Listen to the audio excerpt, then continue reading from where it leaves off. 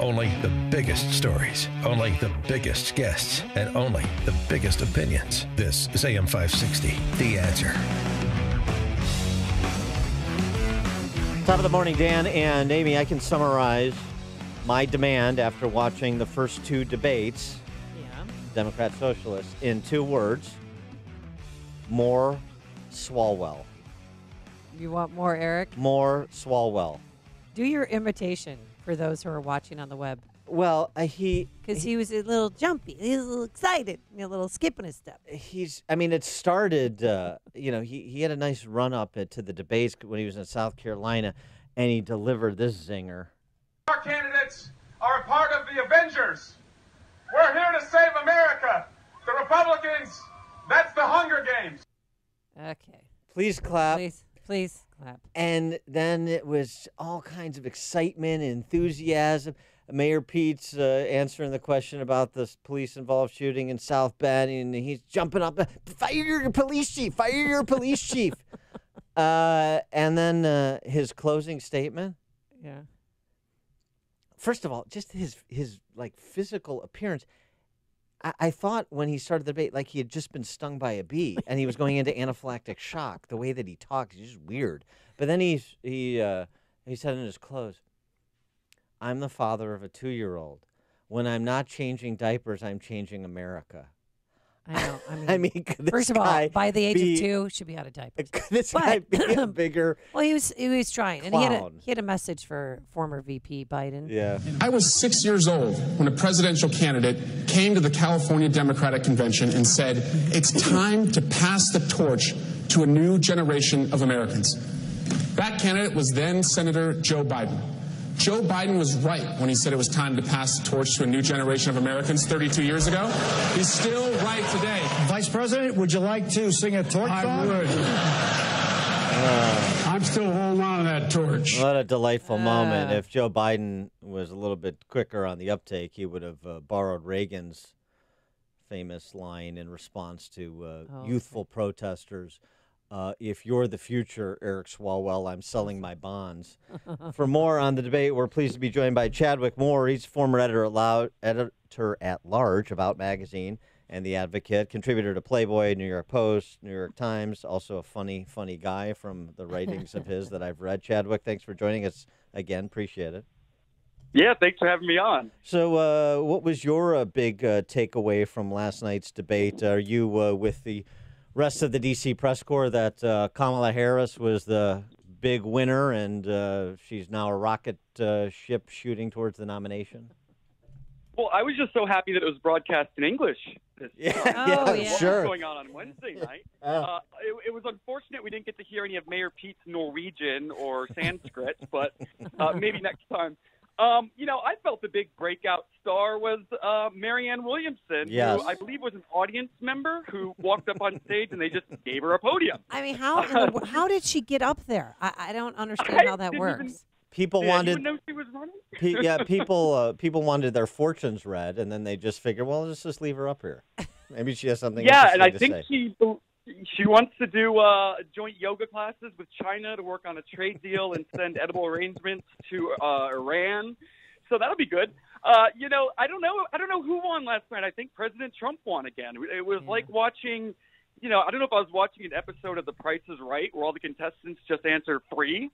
It's almost like seeing a political party commit suicide, both of these nights in a row.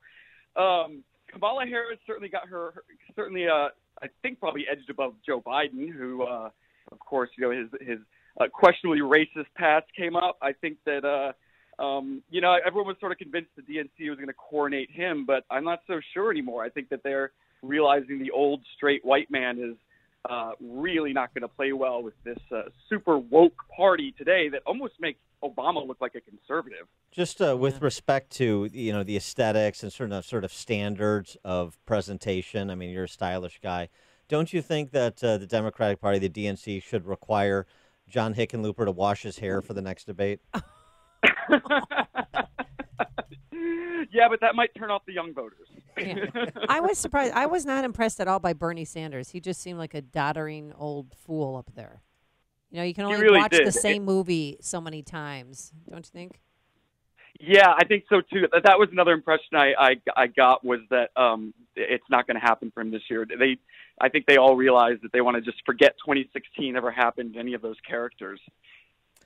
So from the two nights combined now, talking about Kamala perhaps making a move, there was the perception that, I don't know, I guess Elizabeth Warren had a good night or half of a good night on Wednesday evening.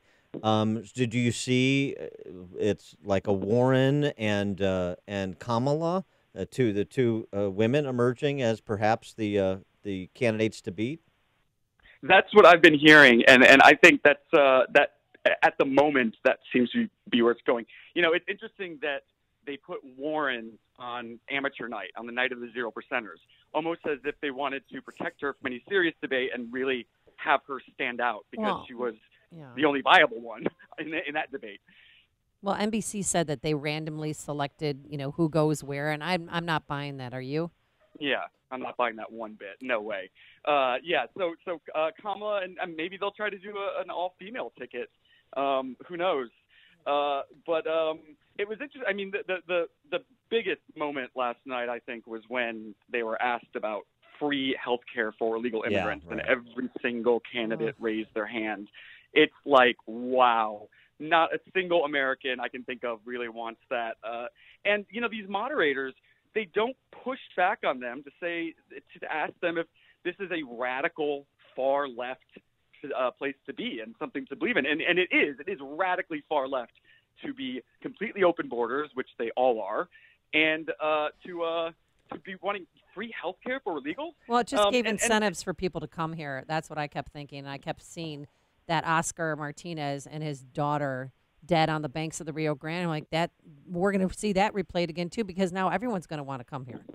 I mean, I would. Can you imagine if you had a child who had, that was sick and needed an operation? You'd stop at nothing to get into this country to have free health care.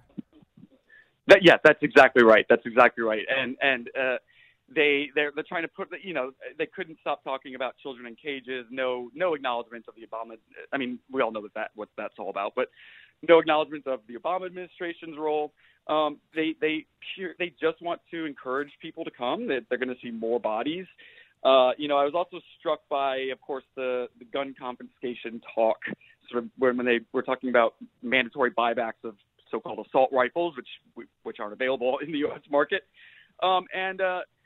It's interesting that not a single one of them addressed the fact that most gun deaths in this country are handguns and gang violence and suicides. Not a single one of them addressed the betterment of communities or mental health. They're really showing their cards about how extremely far left the party has gone. Yeah, and there's no pushback from those moderators because I'm fairly certain that at the next debate, Jose Diaz-Balart is going to announce his candidacy for president, and then Chuck Todd and Rachel Maddow were too busy, guffawing with each other because they're just so damn irresistible and infectious and silly and fun to push back on the candidates actually on the stage. I think you're exactly right about that.